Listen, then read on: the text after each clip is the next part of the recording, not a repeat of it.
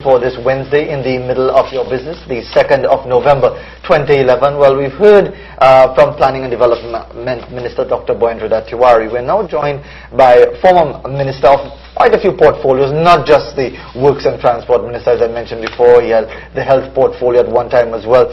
Colm, Imbert, good to have you on the program. Good to be here, Fazia, and it was also tertiary education. Tertiary, okay, well...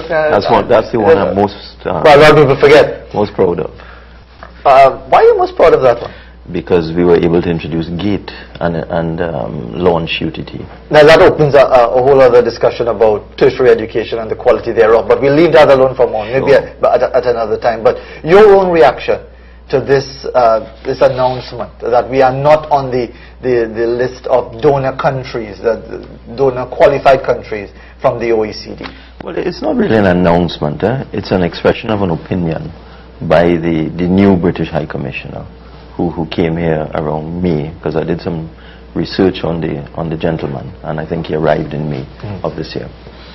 And what he indicated is that because we are no longer on a particular list of countries that qualify for aid, concessionary financing and grant money and so on, that in his opinion we should consider ourselves a developed country.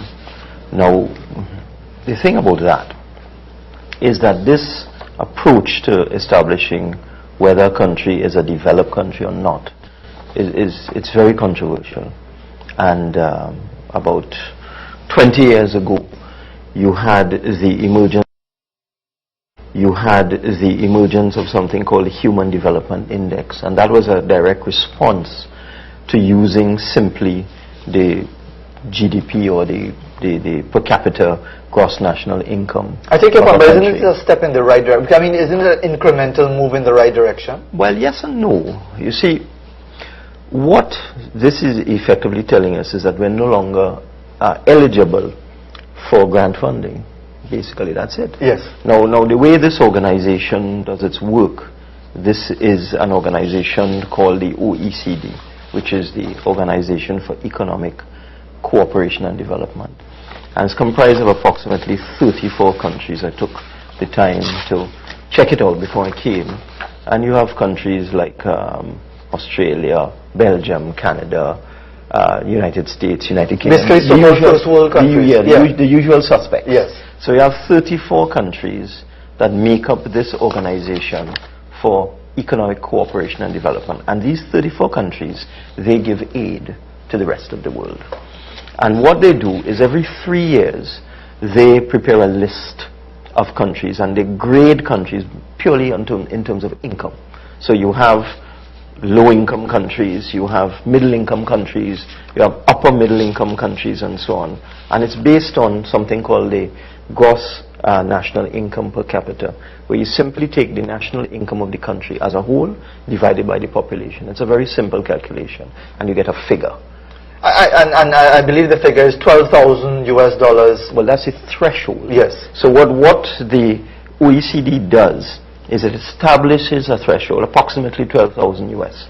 And if your per capita GNI, your per capita gross national income, exceeds $12,000 for 3 years, then they take you off the list of, you'll have to call it poor countries, yes, that are eligible for aid. Now, what the High Commissioner was talking about was the fact that Trinidad and Tobago achieved this milestone, if you want to call it that.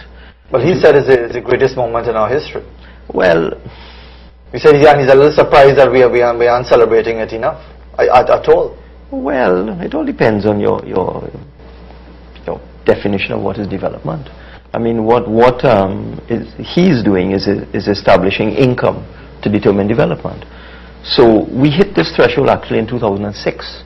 This is not a today thing. Which is a question I was going to ask you, because in the midst of the last economic boom, surely we would have had a sustained period of economic growth that would have resulted in higher levels of income per capita. 2003, 4, 5, 6, 7, and so Let me give you the exact data. I have a list here. This is the DAC list. Now, DAC is the group within this OECD organization that establishes whether you are least developed, low income, middle income, upper middle income, etc. Okay, this is the 2008 list. Okay, if you look at Trinidad and Tobago, Trinidad and Tobago appeared on this list, the 2008 list, in the upper middle income countries and territories, where the upper limit at that time was around $11,000 US. But there's a note where it says that Barbados and Trinidad exceeded the high income country threshold for 2006 and 2007. And in accordance with the rules, this is the rules this organization has established. If this is maintained for 3 years up to the year 2010, then they'll be taken off the list of what I would call poor countries. So in 2006, Trinidad and Tobago hit the threshold of 12,000 US, and it continued to rise thereafter in 2007, 2008, dipped a little bit in 2009, stabilized a little bit in 2010.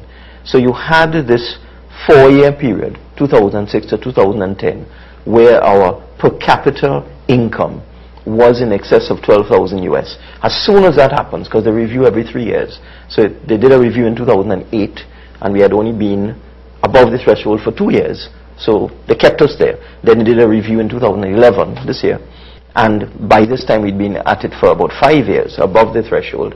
They took us off the list. And what the British High Commissioner said is that the fact that we are no longer on this list of countries that should receive aid, yes, we are a developed country. Now, as I said, there's been a response to that nearly 20 years ago with the creation of the Human Development Index. And the view was that you can't measure development based on income, because you could have what is called income inequality. You could have a country with vast revenues, where there's a huge divide between the rich and the poor, and just 4 or 5% of the population receiving the bulk of the wealth, and the other 95% at the low end of the scale getting virtually nothing. That is not a developed country. Well, as you make that point, I was just watching a documentary recently about the United States, and I think many people would be in agreement that the United States is a developed country, yet the information from that documentary was that 97% of the wealth of the country is owned by 3% of the people. Even in the United States, the inequity is there. So why shouldn't we celebrate that, even if we're just talking from a pure point of view of an economic indicator, given that the administration that you were part of had Vision 2020 and the pursuit of developed country status, isn't this actually a vindication for your government's policy at the time? It's a vindication in terms of economic policy, but it takes quite a while before you hit the threshold in terms of wealth for it to translate itself into development. And this is why, as I told you, 20 years ago, the United Nations came up with the Human Development Index. Now, the Human Development Index looks at life expectancy, access to education, access to basic infrastructure like potable water, transportation, telecommunications, your standard of living, diversification of the economy. It's a very broad-based and well-rounded approach to development, and in my view, absolutely correct. You, as I said, you can't just look at the income of a country and set an almost arbitrary figure and say, all right, once you hit 12,000 US, you're now a developed country. What does that mean? When it was $11,999, you were not a developed country. So it's a very narrow approach, and that's why there was this reaction to this thing in 1990. And funny, it's a gentleman in Pakistan of all places, and another economist from India called Amartya Sen, and a Pakistan economist, Mujab ul Haq. You'll have to forgive me if I don't pronounce it. Is it Mahbub ul Haq? I know you would have more expertise than me. It helps. But the fact of the matter is, these two gentlemen said you can't measure development by income. You must look at other things. As I said, child welfare, life expectancy, access to education, access to services, and so on.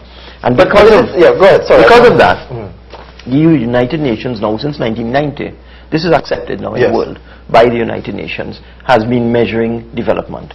And in the latest HDI index, which I brought with me, and this is updated up to September 2011, even though it says 2010, Trinidad and Tobago is in what is called high human development. We're almost in the middle of this scale, and at the top you have very high human development, which is what they consider to be a developed country.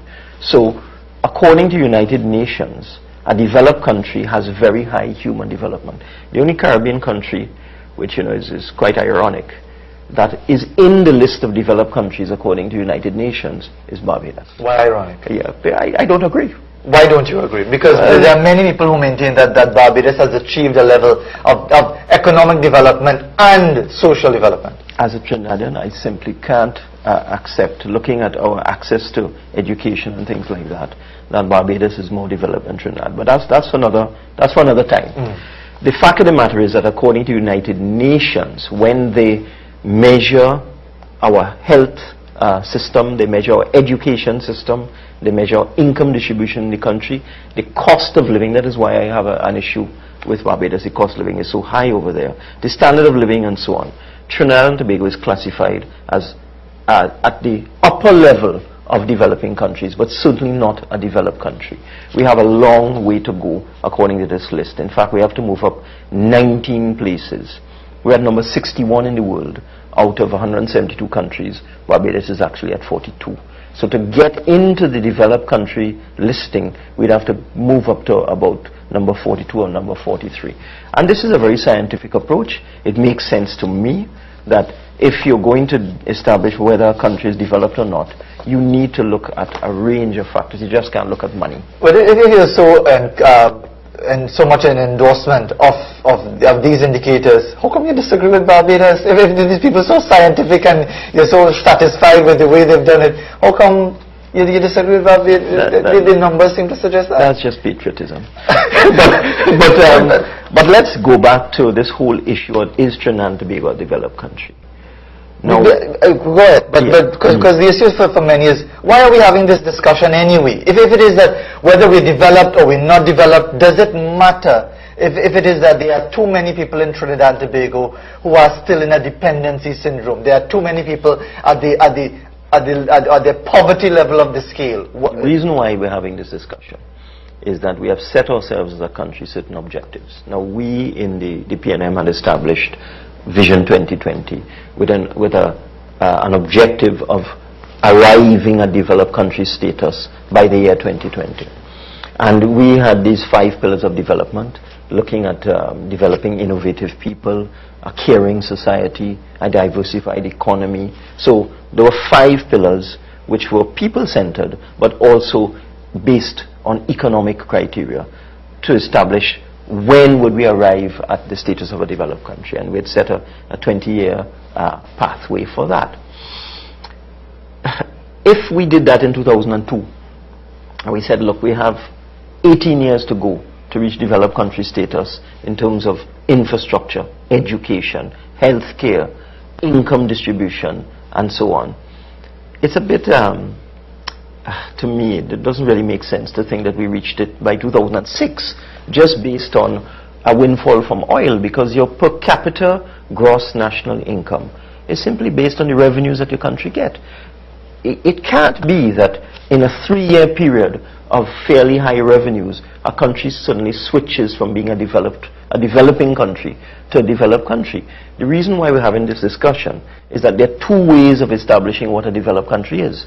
One is to look purely at the economics, the numbers, and say, all right, you've reached a certain per capita income, you're a developed country. And ignore everything that's going on in the country. What's the state of the health system? What's the state of the education system? What is the income equality or income inequality, as the case may be? That's one way.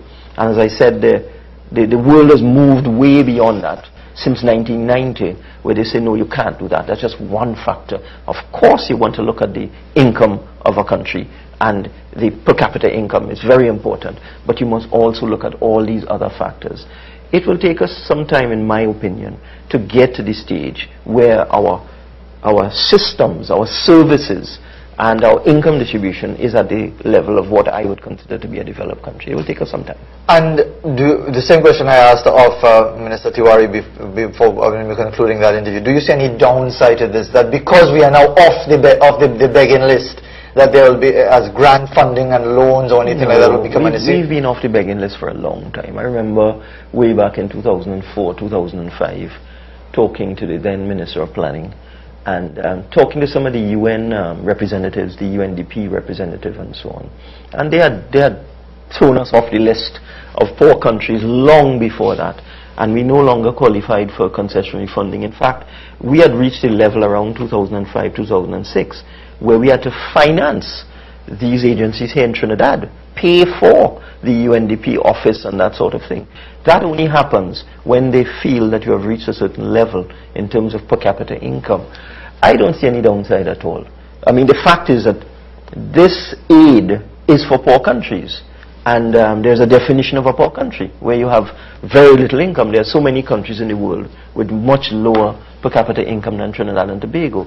I don't see any downside at all because our economy is strong enough for us to borrow money on the capital market at very good rates. And I really don't see that Trinidad and Tobago will be adversely affected in any way by this. Simon, good to get your perspective as always. I'm going to continue that discussion about Barbados. If all the indicators say Barbados, how come you're waving it? Barbados can't be better than Trinidad. We'll talk about that another time. We have the news coming up for you right here on Boarding Edition.